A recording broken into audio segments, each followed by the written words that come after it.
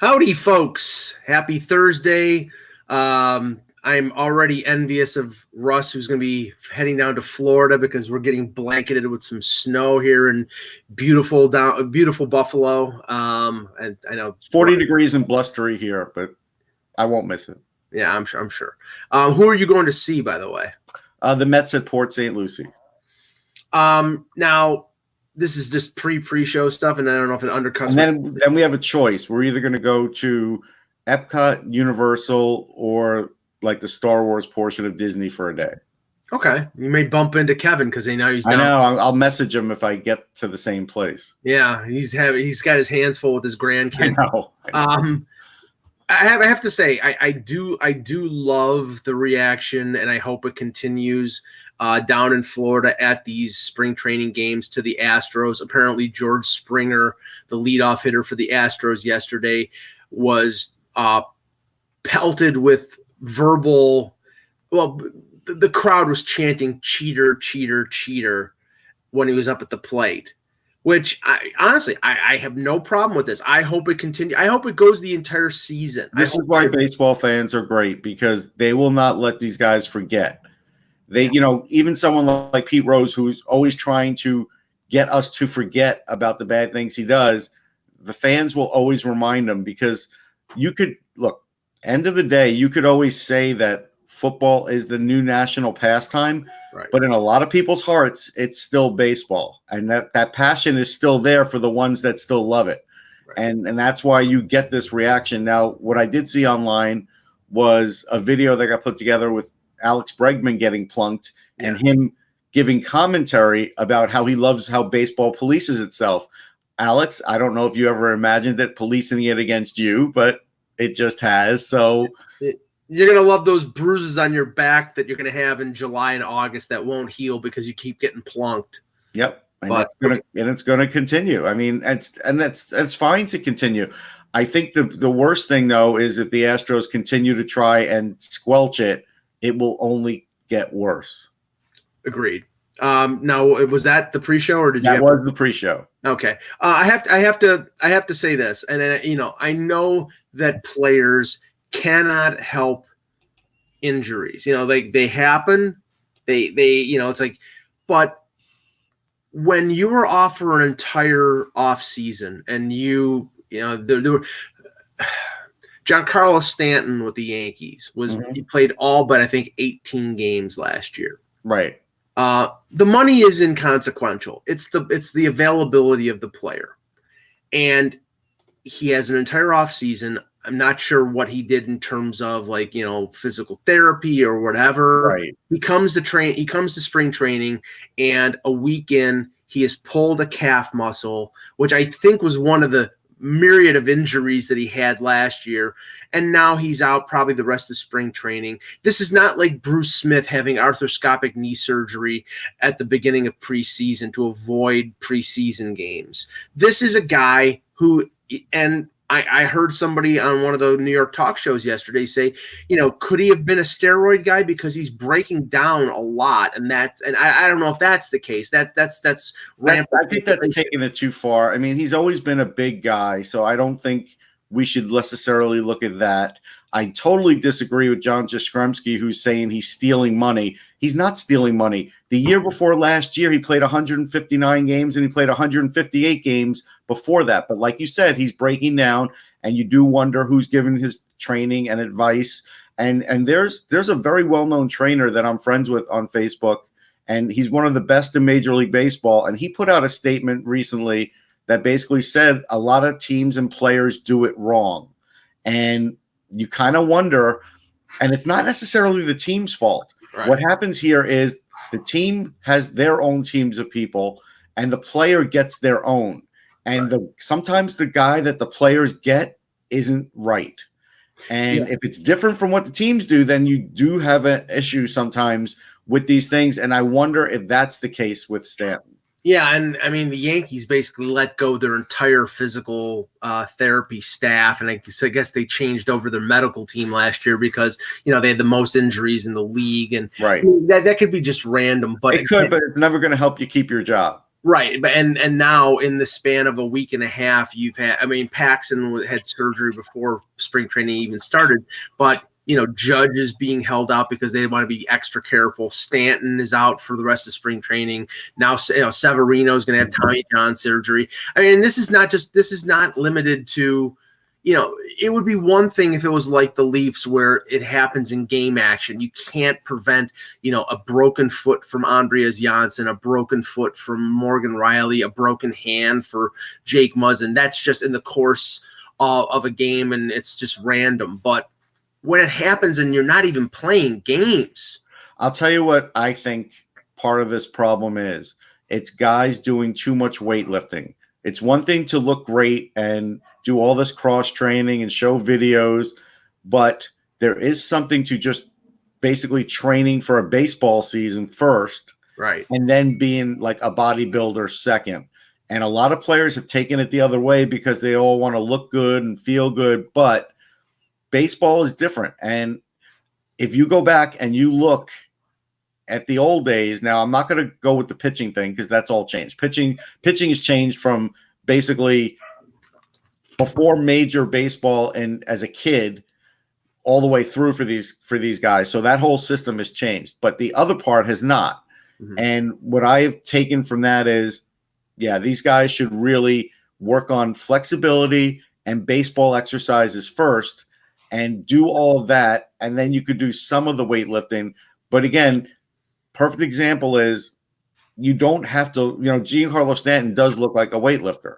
Sure. And a lot of times if you're doing a lot of those leg presses or whatever, you are putting your calves at risk a little bit for being tight, like after you do these things. And I don't know if that's it, but all I'm saying is I've seen comments online from this one trainer and other people that baseball players should get back to like baseball exercises. And I agree with that. Yeah, Esmer brings up something in the chat, and this swings it back to hockey, and then we'll start the show. Some people assign the drop off of PK Subban to apparently him changing his workout routine to be more powerful. Yep. And there was a suggestion that maybe in the offseason he goes back to what he was doing or does something different, because he has slowed down a little bit. And maybe he's more powerful, but he has slowed down appreciably from Nashville to right. If you remember, and then we'll really end this, Tim Tebow, when he became a New York Jet, they knew he was going to play this H-back position, so he got all bulked up and he lost his speed. Right. So then all of a sudden when they give him the ball, he couldn't get past the line because he didn't have enough speed. There is a fine line with that stuff. Yeah. All right. Hello, Hockey World. Today is Thursday, February 27th, 2020. I'm Russ Cohen from Sportsology. And I'm Michael Agello, and this is the Hockey Buzzcast here on HockeyBuzz.com. We'll start with the games from last night. We'll go to the news after that, and we'll take some questions in the chat. Because we only had 3 games last night. A couple of them were of major consequence. I'll start with the one in Colorado. I watched a bit of that on NBCSN, the Avalanche and the Sabres. Colorado wins 3-2 on a late JT Compher goal, which every time he scores, and he scored a couple against the Sabres, I just remember that he was included in that Ryan O'Reilly deal. I'm not happy that he does it against the Sabres. I'm just happy that I kept telling people this guy can really play. And I think they felt like when he got traded, like he was more of just a defensive forward and didn't realize he does have offense in his game. It was going to just take a little while for it to come out, but he's having a really good year. Now, two things. One, looking at Colorado, for those who don't think that they're not a legitimate Stanley Cup contender, all you have to do is watch last night. Now, they don't have Rantanen. They don't have Kadri. That's 2 of their better forwards. Yep. McKinnon had the Sabres defense on edge all night with his speed. He was just going through. He made a couple plays. He set up Nikushkin on a 2-on-1 where the puck sort of like bumped up, and he still got a decent shot, and Hutton made a great save. But McKinnon is a difference maker. Landeskog is a difference maker. Makar, they have a load of guys, man. And they augmented their, they added Nemestikov. Even the minimal guys that there were guys that I liked. I didn't like when the Rangers traded Ryan Graves, if you remember. Mm-hmm. He's having a really good year. They have a lot of contributors. It's a well-rounded team. It is. Yeah. And actually Francouz played pretty well as well. So I think is Calvert even back, or is he out too? I think I didn't see him. So that's what I'm saying. That's another important guy out. Like he's another secondary scoring guy. Yeah. So I mean, they're loaded. They're and they're not just a offensive speed team that they have some and their defense is a lot better. Zadorov is a mean SOB on the blue line. Johnson, and Copper's great on faceoffs. They have good defensive forwards on that team between him and Landeskog. And that's the advantage from 2 or 3 years ago. They had to play Johnson 24, 25 minutes a night because they were so shorthanded on defense. Now with Girard there, now with Makar there, you got a veteran like Ian Cole, Zadorov. I mean, their defense is deeper. And if Grubauer comes back and he's at 100% before the playoffs, they could make a significant run in that. They will. I mean, this is, I picked Washington, Colorado for a reason. I felt like they're poised for a run. Yeah. I know that they don't have what you would call spectacular goaltending, but we've seen teams win the cup without spectacular goaltending with just a good game manager. And Grubauer can be that, and he can make the great athletic save too. But listen, Francouz is doing a good job here, and they're sold on him too. Yeah, they signed him to an extension. So who's to say he can't do it?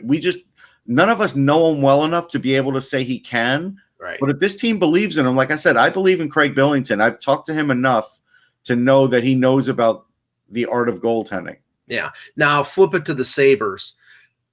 They rearranged the deck chairs on the Titanic at the deadline. They added Simmons. They got rid of Sherry. They got rid of Rodriguez. They added Dominic Cahoon. Maybe they got a little better because, I don't think Rodriguez had a future in Buffalo and Cahoon might. But they they had 7 UFAs. They let one go in Bogosian, and they really didn't sell. They stuck to this pipe dream of staying in the playoff race.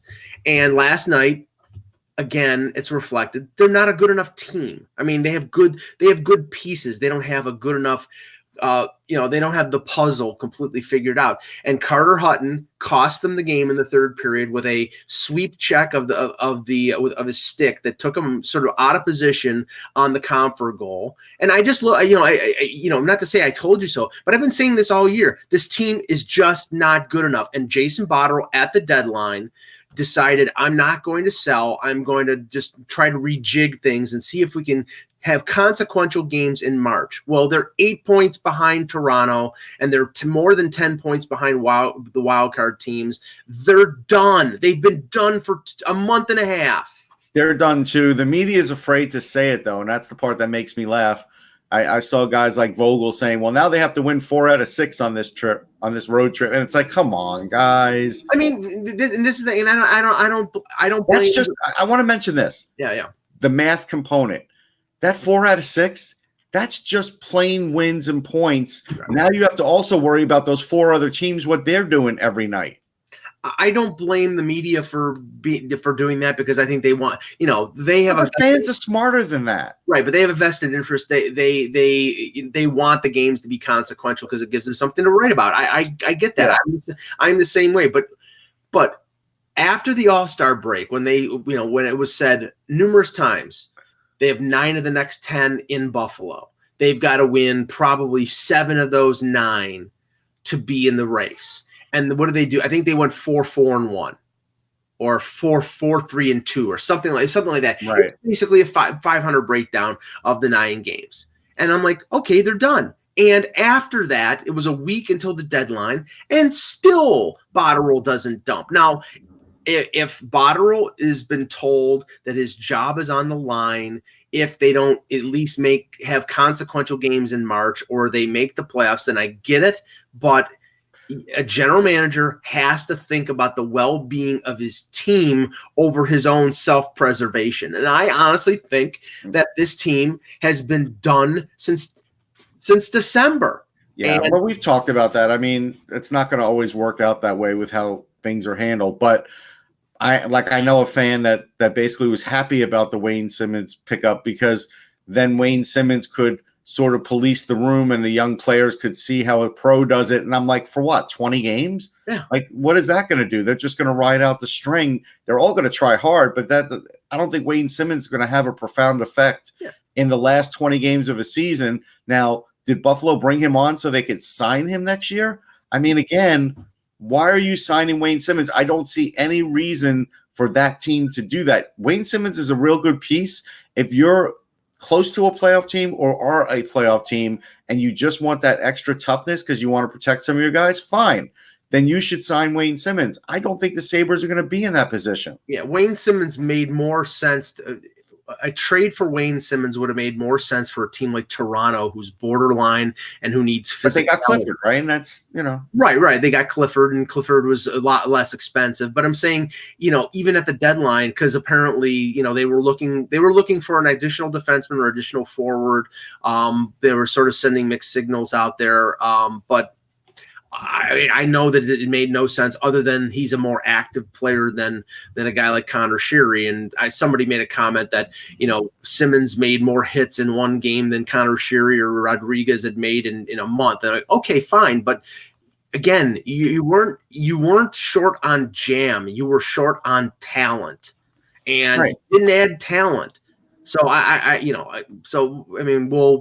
track that, but that's it for Sabres talk. Yes, and then enough for Sabres talk. Let the instigators talk about it. Okay. In Vegas, the Edmonton Oilers get shut out by the Golden Knights 3-0. I did watch some of this game. Okay. Now, here's the funny thing.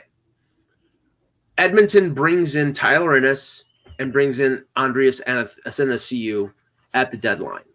And what do? They immediately slap them on the top line with Connor McDavid. Of course. They have a big game against a really shorthanded and not very talented Anaheim team, but they still lose. They lose, I think it was in a shootout or overtime. Right. 6-5. That line, I think, had 7 or 8 points combined. Last night, 0 points. Athanasiou gets hurt. And McDavid, I believe, well, obviously McDavid was shut out because the team was shut out. But this is how shorthanded the Oilers were. They had to go out and get 2 guys just to put on the top line. I mean, they didn't have to do that. I think they did that to kind of get them started. But still, what I saw was on the power play. It's just amazing to me all the talent they have on their power play, and no one wants to shoot. The amount of extra passing on their power play is insane. Mm-hmm. It's almost like McDavid or Draisaitl are the only ones that are allowed to shoot on the power play. Everybody else is just a passer. And it's crazy. I saw them waste like 30, 40 seconds with just passing and no shot. And you know what? You make it incredibly easy for a penalty kill when you do that. They did that. And look, McDavid had one great rush at the net during one of those sequences, and Fleury made a nice save. But it is almost like McDavid saw what was going on and said, all right, I got to try something myself because none of this is working. And that is the risk Edmonton has here is just – and again, Yamamoto didn't play, and I kind of wonder now if he's a key cog for them. And right now, I mean, Vegas's defense is not great.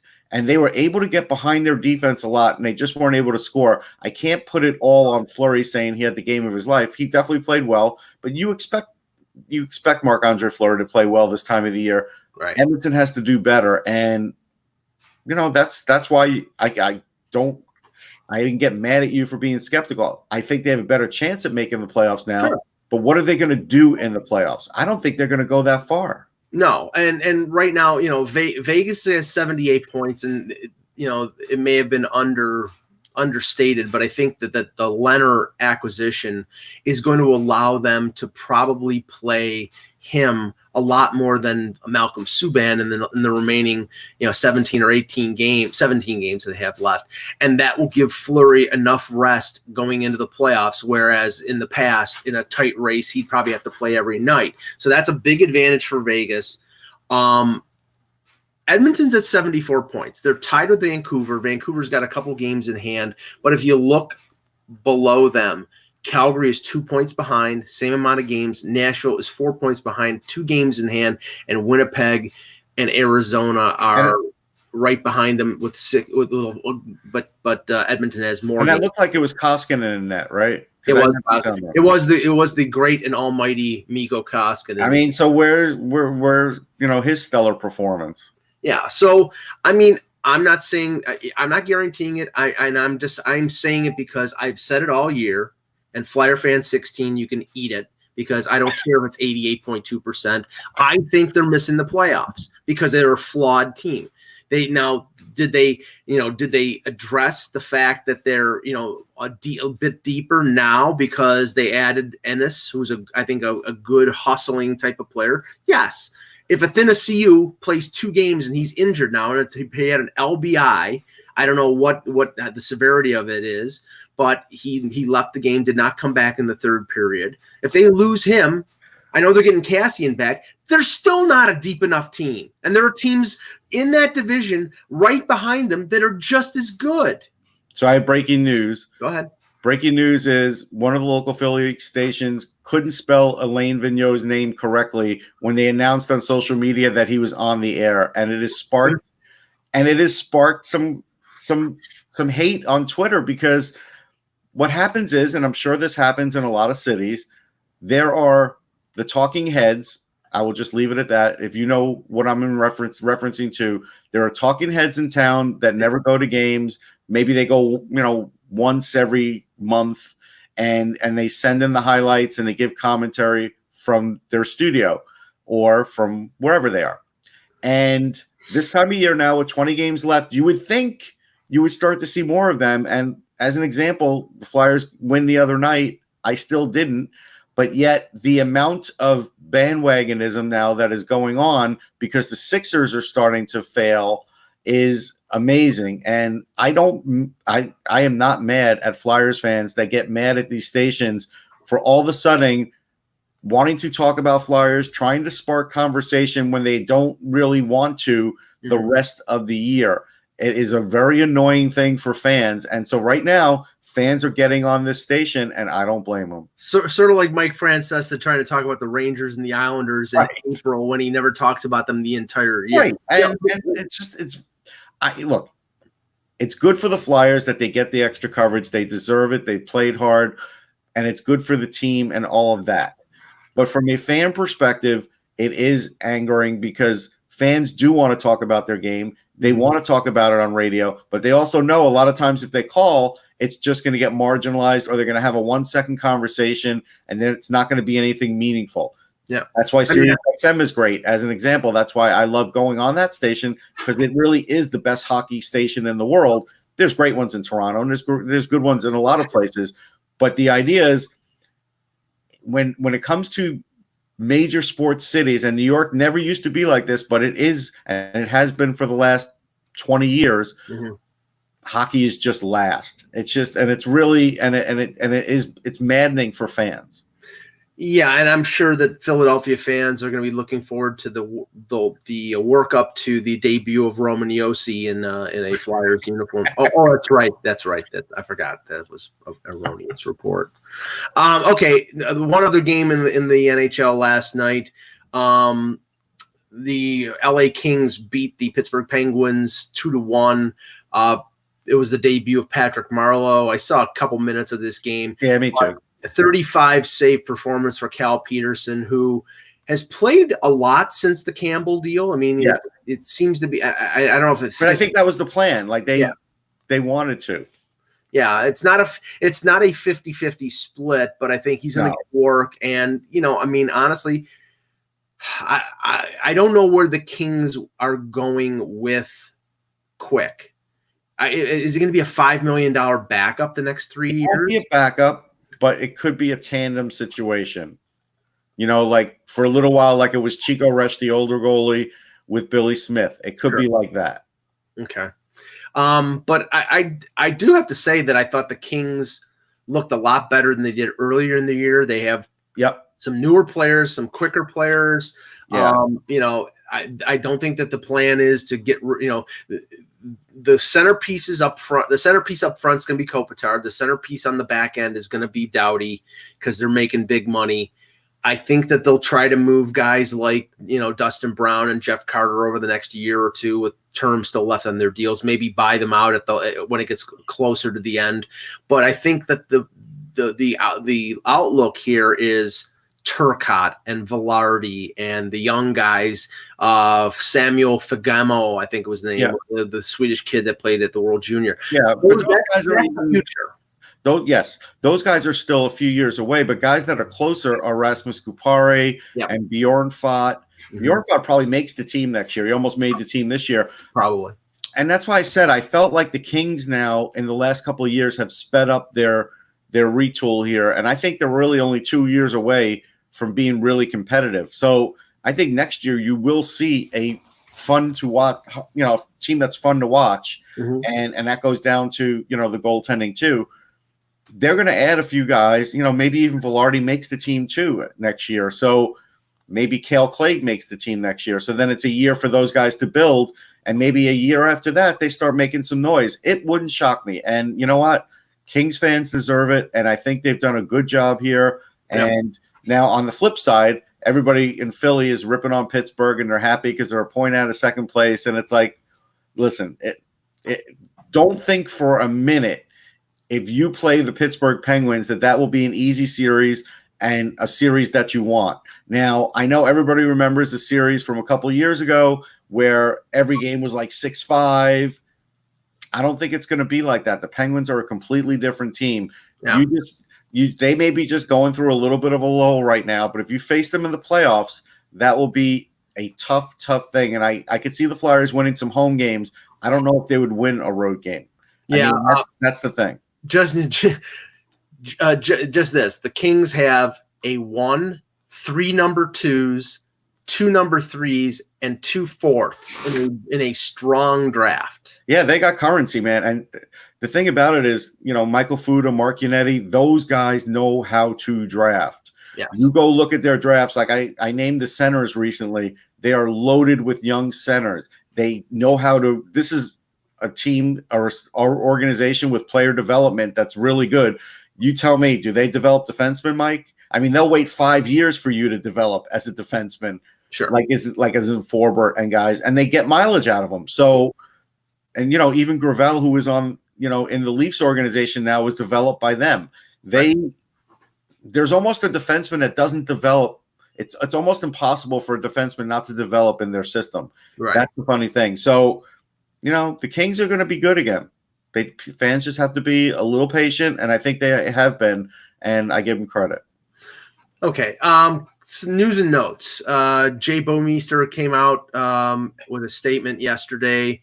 Said hockey hasn't really been in the front of his mind the last couple of weeks, understandably. Totally understandable. Yeah, it puts things in perspective. It's okay to take a step back right now.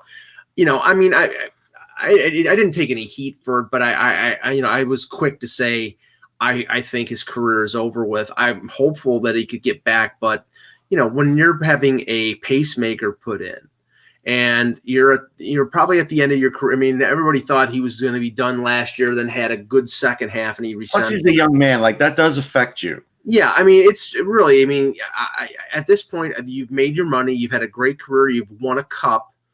I know maybe the fire is still burning, but you have to consider what is best for yourself and your family. And that's why, I hope for his sake that he retires, that this is it, and he just enjoys the rest of his life. If he wants to come back, there's nothing stopping him, and I won't criticize it because I understand but I think it would be better if he retires. But he's a good guy. He's a great pro. I've always found him to be a really nice guy. He's not a great quote. I will give you an example. So either my first year or my second year covering, he got an assist at the Garden. It was his first NHL assist, I believe, and he wasn't even excited. I couldn't even get a great quote out of him. But it's fun to be able to follow a guy through his whole career like that and see him blossom. I will also say that it was not his fault that at the draft, and I think that was the Toronto draft that he was drafted. People overhyped, and again, this is where I had my pet peeve, and I don't like to compare players. The reason is because I kept hearing, well, he's like Bobby Orr. He could be, it's like, yeah, there are things about him that are great offensively, but of course he wasn't going to be Bobby Orr. Nobody is. And he never realized that. I mean, the offensive potential never fully got realized. I agree, but he was steady production, just not massive production. Right.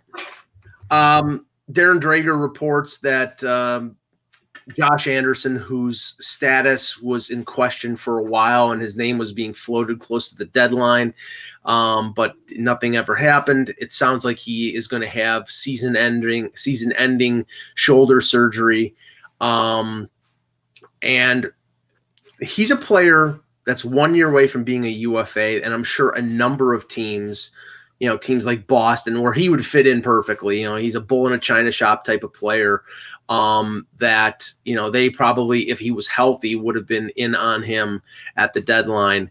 And the thing is, though, Russ, it's like, if he gets surgery over the off season, he's really going to have to come back to Columbus in that final year and sort of prove himself, prove that he's healthy, prove that he can play that game. And more than likely, unless Columbus is getting him on an extension, he's probably going to get moved at the deadline next year. Well, I mean, it depends what situation they're in. Team-wise, they're still going to be a competitive team. Yeah. They're competitive now, so they might need him next year. I could see him getting an extension. If they feel like he's fully healthy, I could see him staying. Now, we did hear his name in trade talk, so if for some reason he doesn't want to, and that's what we don't know about this equation, then you're right. Then at some point, then he might even just get moved at the draft. I mean, he might be a name that gets moved at the draft for them to further get more draft currency. Mm-hmm. And so that's something we'll monitor, but it's good to see that it's close. Now, when did they say they're coming back? When he's coming? Well, I'm sorry? When did they say he's exactly coming back, or they don't know? They don't know. If he's done for the season, and they think he's going to have surgery. So, this surgery. I missed that. Yeah, part. No, he's probably going to have surgery to repair the shoulder because it hasn't responded to whatever they've been, whatever kind of physical therapy they've tried to do with it. So I think who may be coming back for them is Ryan Murray. He's been skating with them for a little bit now, and he had some sort of LBI, and apparently it's getting better. If they get Ryan Murray back for a stretch run here, that's massive. Yeah, but it is curious that it's almost like Yarmo realized what I was saying on the deadline show was that they have so many holes to fill that it almost made no sense to go out and add one or two players for assets because you got so many holes. It's like it's not going to make much of a difference. If you can get some of those players back before the end of the year and stay close in the race, you might have a chance to sneak into one of the wild card spots. But, losing Jones and losing Atkinson and losing Bjorkstrand and all the other players, it's just way too much. Okay. They're still in it, Mike. That's the funny they're still in it. I can't, they're, right now, this is here. Here is right now the race as it. Okay, so right now we have Washington at 84, Pittsburgh at 80, and Philadelphia at 79 in the Metro. The Islanders are at 77, so 2 points behind the Flyers. Columbus is at 76 in the second wildcard spot, but they played 65 games, so they played 3 more than the Islanders, 2 more than the Philadelphia Flyers. Carolina has played 3 less than Columbus, and they're 2 points behind. Which is still significant if they get their goaltending in order. But yes, right. And the Rangers are at 62, and they are 4 points behind Columbus. So Columbus is in dire straits. Are they still in a playoff spot? Yes. Are they in dire straits? Yes. We should highlight that Ranger-Flyer series now because, not since they've met in the playoffs in this new era, which is just recently, right, that this is a massive series, a back-to-back series. The key for me watching the Ranger side of it is who they're going to put in goal. And I think I've told you I would wait and put Lundqvist on the Sunday afternoon brunch game. We'll see if they do that. The key for the Flyers here is you've got to take them at home. You can't lose this game at home because road's been, up and down for them. So they've got to win this home game, but don't bleed a point. That's the other thing that, again, you don't want to start bleeding these points and letting this game. Now, the Rangers the other day, what we didn't mention in that game was the Islanders, when they tied it, was like 18 seconds, 20-something seconds. So they bled a point to the Islanders. That hurt their chances. Right. Same thing goes for the Flyers. You bleed a point, and it makes all of this so much harder. So they need to win a definitive game. I mean, Carter Hart's only got 2 losses at home. I think he's 14-2, something like that at home. So that bodes well for them. But the Rangers are hot. And the one thing the Rangers are going to do that will probably upset the apple cart a little bit in Philly is Brendan Lemieux is going to be everywhere and on everybody's ass, because that's what he did last game. And he will fire things up, and he can score. Yeah. He is like a mini Tom Wilson in that way. And so that'll be the fun part to watch. And he will be the bug up everybody's ass. He really will. Now, just to touch on this, because we've talked off and on about the KHL and about what's going to happen with KHL players. We know that the KHL is going to contract. We know that there is going to be a salary cap next year. And, I've read a few things over the last couple months about players that might come over. Now, the funny thing is that a lot of the players who may come over have been here already, and it's a question of how much of an impact will they have. Apparently the one player that they say is almost definitely coming back, and they think is the one that has who might have the most impact is the Sabres' former first round pick Mikhail Grigorenko, who's playing with CSKA.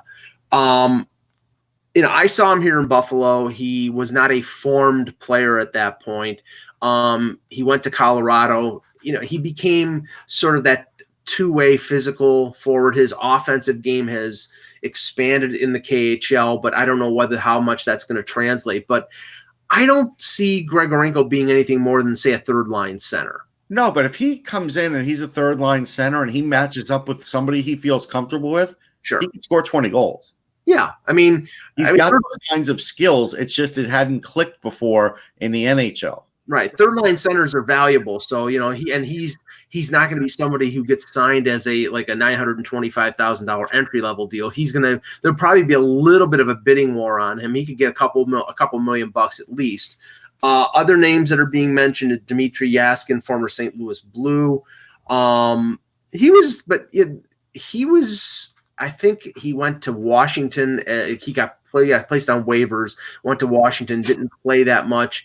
Again, I think he's probably third, fourth line type guy. But again, these guys are valuable in the mix where organizations need depth. These players can be valuable. I kind of wonder, you and Anthony. Well, mostly Anthony was having some fun with me when I saw the commercial for Nigel Dawes for the Gagarin Cup. He's 35. Yeah. He played for Torts. That's a good low-risk signing for Columbus to bring him in next year and let him – because he played well into the Torts system.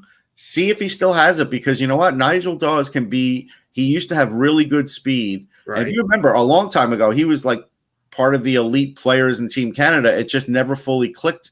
He had double-digit goal seasons, 10 goals, 14 goals. He just never became what everybody thought he might become, me included. But he's had a nice career. That's a guy you bring him into Columbus, low risk. You maybe can get something out of him. If someone like Dubinsky is going to be on his way out, maybe, Nigel Dawes can fill that role. Yeah, the other name that I heard was Nikita Nesterov, and that's where I'm like, okay, that's where I'm a little like Nesterov, because he was a seventh defenseman with Tampa. Right. That's all he's going to be is a plug. Yeah, he's a Russian Mark Barbario. I just don't think he's much of an impact. Okay, if you want depth in your organization, you want somebody who can play down in the AHL and call up and get called up and have some sort of impact. Maybe that works. The three guys to watch are Sorokin for the Islanders, Tremankin for Vancouver, and Kaprizov for Minnesota. Right. It would be so much of a better league if all those guys came over. Those guys would be fun in the NHL, man.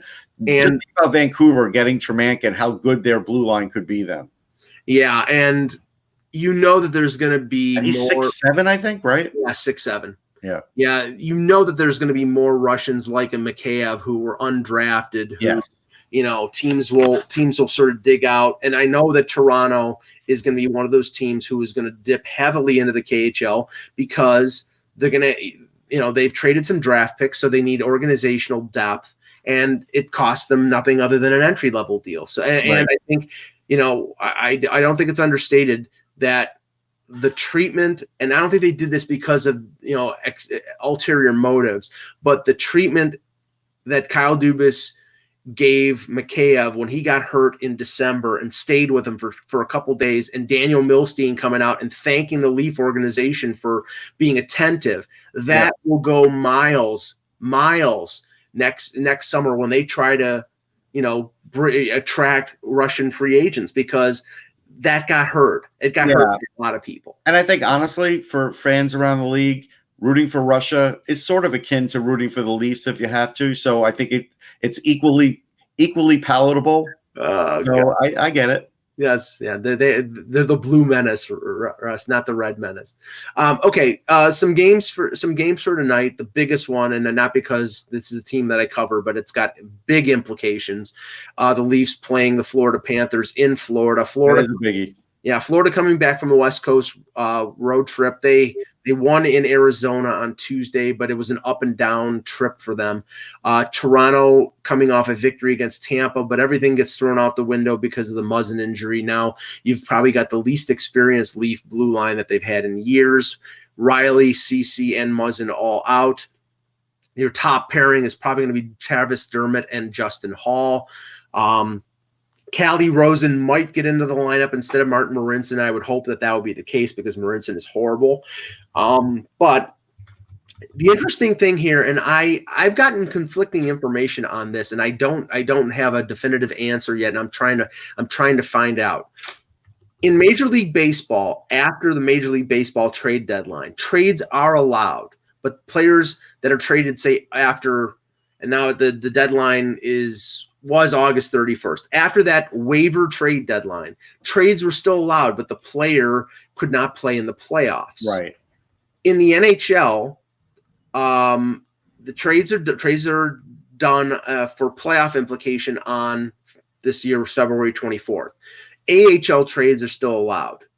Now the question is whether NHL trades are allowed. I don't believe that they are, but if you make a trade in the AHL, can that player be called up? Is it sort of from what I had researched, I don't believe so. Yeah, from what I had researched, it said if you trade a player, NHL or AHL, that player cannot play the rest of the regular season and the playoffs. No, but you know what the great loophole is? The great loophole is if you have a great college player and you sign him, you could still play him and put him on the playoff roster too. Right. Exactly. But and there's a couple teams. I mean, Carolina with goaltending, the Leafs with defense, a few others. Elliot Friedman talked about this. He said AHL trades are allowed. And the thing is, if that's the case and you can call up a player on emergency recall, then it's sort of an end around on that. And an emergency recall is different than just calling them up. Right. So I'm not 100% sure. I'll see if I can find out what definitively is the case. But right now, let's just say the Leafs are in trouble on the blue line. They're not going to get Riley back until mid to late March.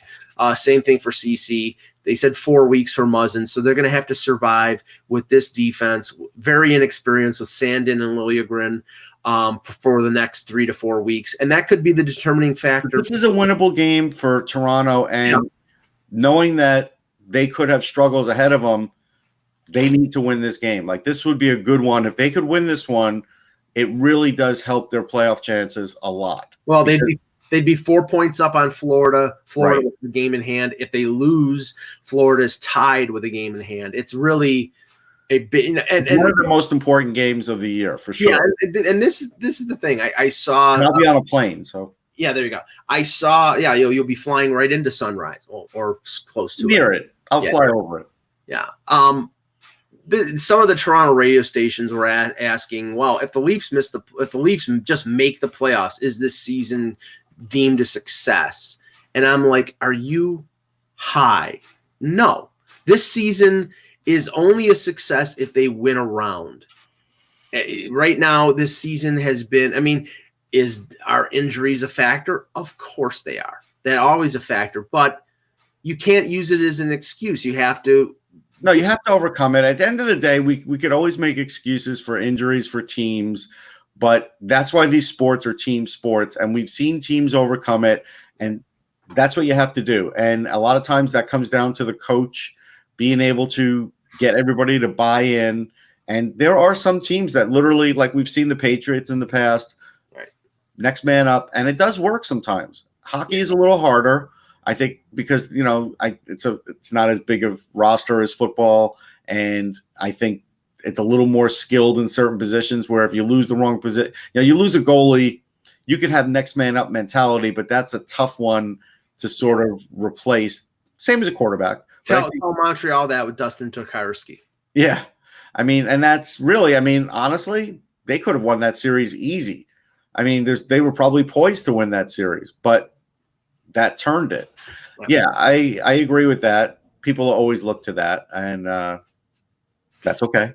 End of the day, though, it is still a team sport, so it is amazing. And again, we use the Jackets as a good example. Like nobody's been more hurt by injuries this year than the Columbus Blue Jackets, and they're still in it. 2 games with ramifications in the Metro. Rangers play Montreal. They've won 8 of their last 10, and as we said before, they have 3 games in hand on Columbus. They're 4 points behind Columbus, so it's going to be important for the Rangers to get. If they win this one, yeah. Then if they drop one of the Philly games, it won't be as bad. It's still a conference. It's still a Metro game where you don't want to, but at least points wise, it would keep them competitive. Georgiev, and look, Georgiev playing him in Montreal over Lundqvist makes a lot of sense, because even though Lundqvist recently had won some games there, Montreal is never kind to Henrik Lundqvist in his career. So it's weird. Lundqvist does not have good records against Montreal and against Toronto. It's like, I know, when they play Toronto, they used to play Cam Talbot, and then now they play Georgiev, and Georgiev has stoned them a couple times. So I think it's the bagels. I think Henrik would wake up in the morning, order a bagel, and just not get the quality of the bagel that he was used to, and it would affect his game. Well, Tim Hortons bagels are terrible in Toronto, I have to say. They're not even bagels. Yeah, it's just like they don't qualify. Anyway, the other game is the Islanders going to St. Louis to play the Blues after losing that game to the Rangers. They have 4 teams within 5 points of each other. I know that they added Pajot. I'm still not sold on the Islanders. I think that Pajot had a fight, and Pajot tried. Pajot jumped Jacob Trouba, which I'm sure if he had a chance to do it over again, he was like, "What the hell am I doing?" But I mean, the Islanders are in an okay position, but I still think that there's a chance if they drop a couple games, they're really in trouble. Right, but I have a belief now that they are riding better than they were before the deadline. So I think a guy like Pajot does help and will contribute, and I think that will get them over the hump. I do. And Andy Green. Andy Green was a massive pickup for them. Don't ever forget that, because the Pelech loss was really big for them because they didn't have a tremendous amount of depth on the blue line. Right. So those things, I think, coupled with Trotz, even though he's blind to the draft pick part of life, Trotz is great, and he will get them through it. And I have no qualms about saying the Islanders will make the playoffs. It's just a matter where. But I think they're going to end up owning that 3rd spot in the Metro. I thought that all year, and I still think that. Now this game is a tough game, though. I mean, the Blues are only up on Colorado by 3 points. So if they get Jake Allen, they can win this game. If they get Binnington, then they should be happy with a point. Binnington the other night was again making some crazy saves. I mean, I hope people don't think he was a fluke anymore. I don't. I didn't think it was a fluke last year, but no, I know, but some did. The other game is a matchup of the 2 Western Conference wildcard teams, the Preds and the Flames. really, like the Preds have made a rush of late, have gotten into the playoff race, and they need to stay hot. I mean, right now there's a 3-way tie for the wild card at 70 points with Winnipeg and Arizona. That's why, like, I still have a belief that Edmonton could miss because there's so many teams right on their heels. Yeah, just if two of them get hot and they're not, it definitely could happen. Right. Nashville 6-3-1 in their last 10. The bad thing for them is they've scored 198 goals and they've allowed 198 goals, which is for them is obscene. It's unlike them. Yeah, very, very much so, which I think reflects the fact that Pekka Rinne doesn't have the MPH on his fastball like he did. Interesting comment here in the chat. We'll take a couple questions from everybody before we end the show. I know Brian Burke makes appearances on Toronto radio and on Fan 590 in the mornings. That's where Mr. Chestnut here in the chat was referring to. He said, if a team wanted a third-round pick for a defenseman before the deadline, they would likely want a second and third after the deadline, as they can tell a team is desperate. Well, that's true. Yeah, that might be the case, but it also could be the case with teams like, say, Anaheim or Ottawa or New Jersey, who are budgetary focused. That if they could unload somebody for a draft pick after the deadline, that they probably would do it for that reason. The one thing, though, and I'm sure this was a conversation regarding Toronto, the one thing that is not been talked about is the fact that they were involved in that Robin Leonard deal in terms of taking on cap space for a 5th-round pick. I believe it was like $1.1 million. That might have exhausted most of the cap space they had available. And if that's the case, then, they don't really have the room to take on a defenseman if they are even allowed to do it. Yeah, I think this just works off a simple supply and demand. The best example I can give is if Van Hagar goes out on tour, you'll easily be able to get tickets as compared to when David Lee Roth came back and they had the original lineup.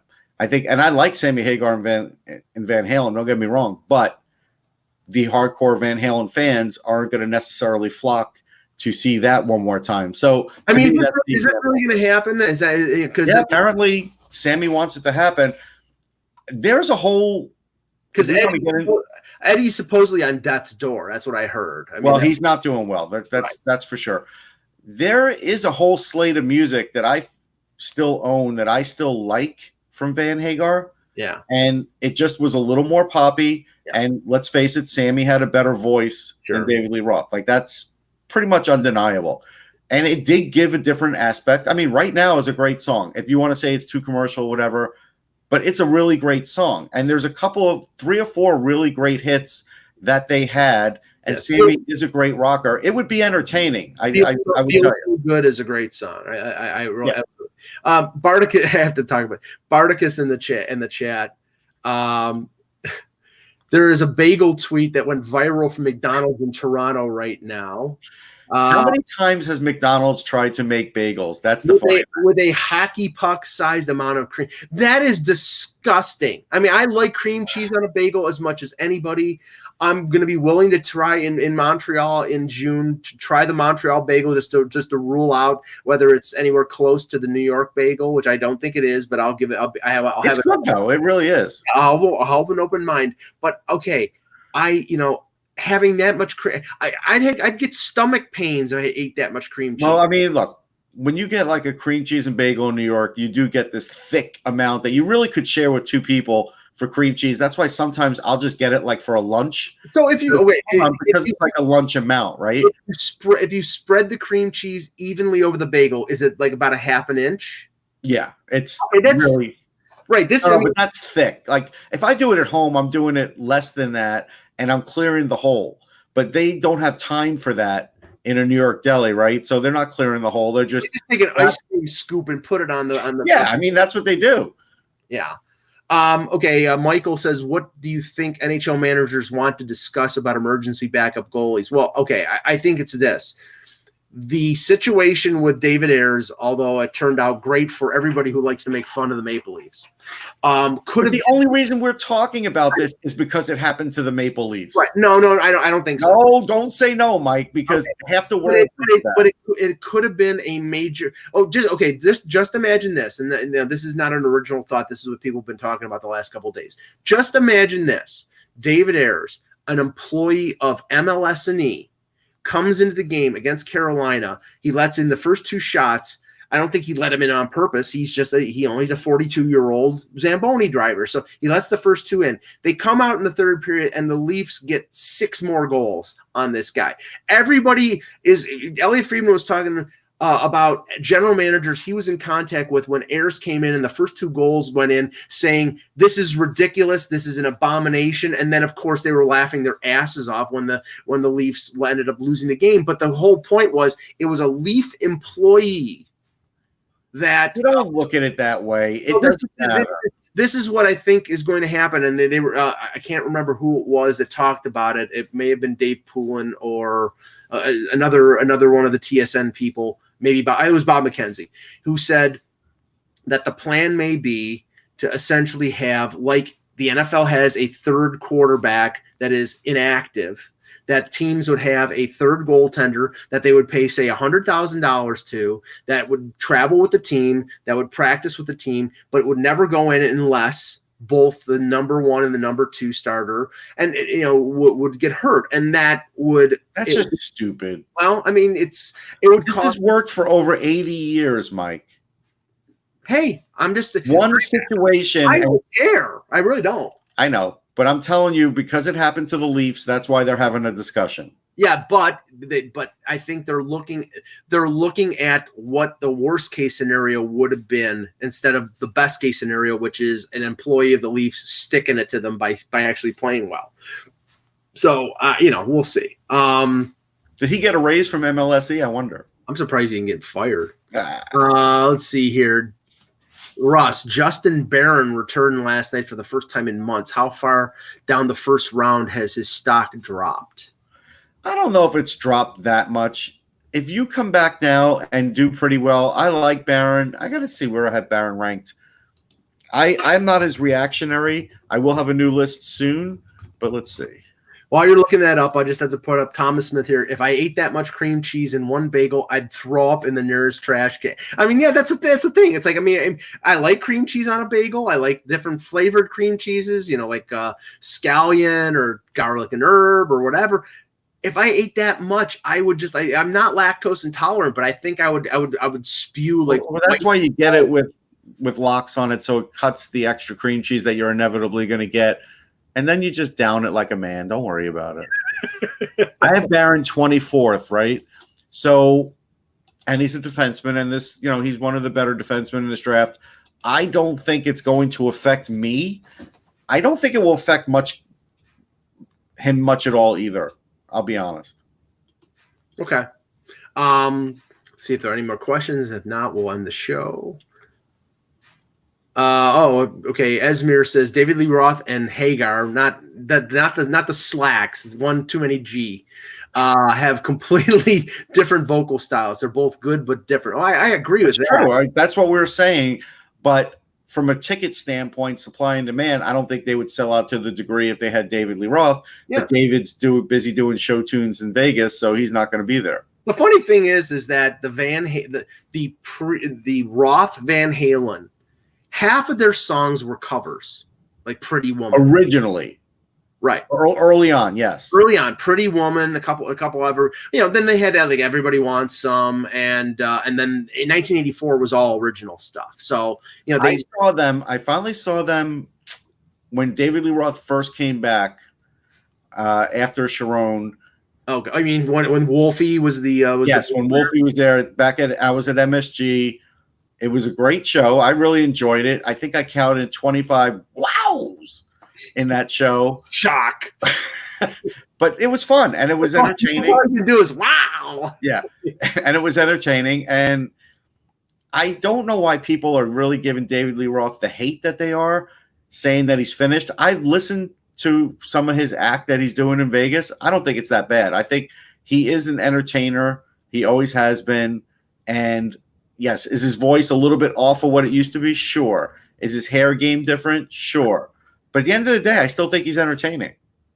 Yeah. I didn't think he was entertaining on the radio, but no, I mean that's a whole different thing. He was out of his element for that. But he's a very good paramedic, so give him credit for that. He's a paramedic? Yes, he's a trained paramedic. Yeah. He's a trained paramedic. Who'd you ever save, Mike? Hockey fans from having to listen to you. I just got a text from someone another reporter who I asked the question to, and he told me that his understanding is that trades remain allowed, that it's just ineligible for the playoffs, like Major League Baseball. Okay.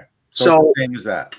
We don't see it very often. We don't see it very often, but I do think that in this situation, where a defenseman, you have two defensemen who between the two of them have like 40 games of NHL experience. Luckily, the Leafs added Rosen, and Rosen has a bit of NHL experience.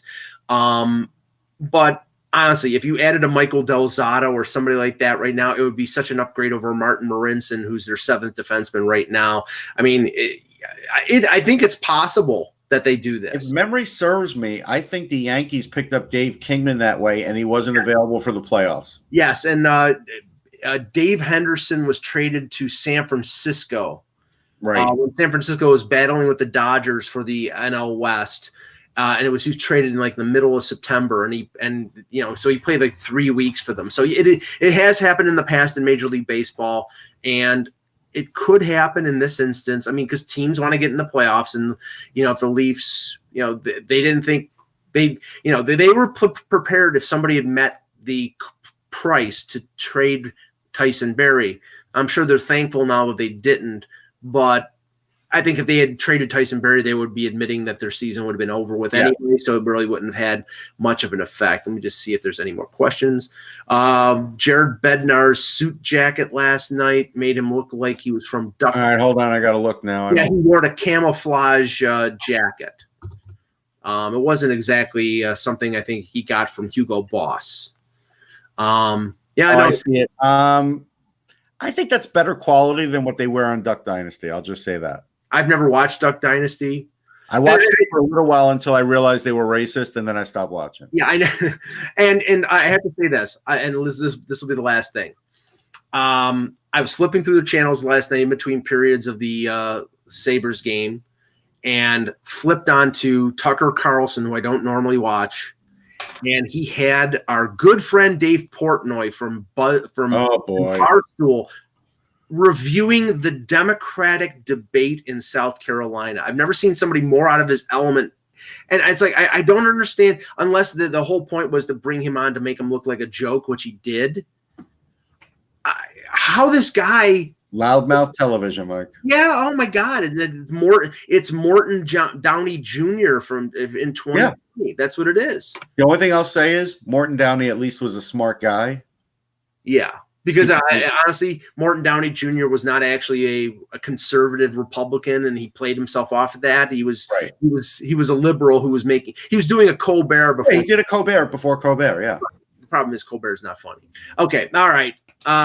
Russ, enjoy your trip down to Florida. We may be back tomorrow. It all depends on X availability. Yeah, he did. Don't come back. Whatever. Russ doesn't care. We will be back for sure on Monday with another edition. I'll be there. Hockey Buzzcast. For Russ Cohen, I'm Michael Agello. Thanks for watching, and remember, without the buzz, it's just